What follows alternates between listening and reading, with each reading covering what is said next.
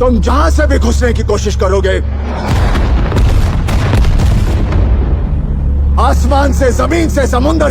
Border 2 film release होते ही शाहिद अफरीदी ने कही बड़ी बात। जैसे ही भारत में बहुप्रतीक्षित फिल्म बॉर्डर 2 रिलीज हुई, इसका असर सिर्फ सिनेमा हॉल तक सीमित नहीं रहा, बल्कि सरहद के उस पार तक इसकी चर्चा होने लगी। इसी कड़ी में पाकिस्तान के पूर्व क्रिकेटर शाहिद अफरीदी का एक बयान सामने आया, जिसने सोशल मीडिया और मीडिया जगत में हलचल मचा दी। शाहिद अफरीदी ने बॉर्डर 2 को लेकर कहा कि ऐसी फिल्में केवल मनोरंजन नहीं होती, बल्कि वे एक देश की भावनाओं, इतिहास और सैनिकों के बलिदान को दुनिया के सामने रखती हैं।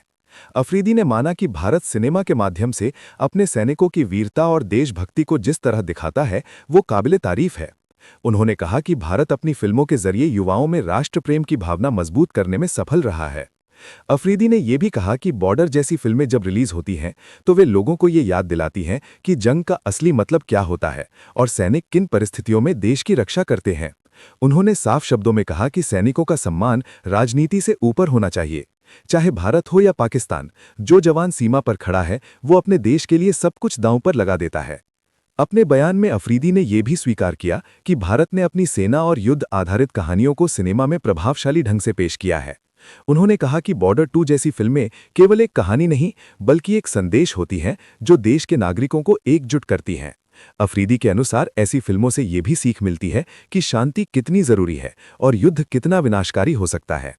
हालांकि अफरीदी ने यह भी जोड़ा कि फिल्मों को नफरत फैलाने का जरिया नहीं बनना चाहिए, बल्कि उनसे ये संदेश जाना चाहिए कि दोनों देशों को भविष्य में शांति और समझदारी की राह चुननी चाहिए।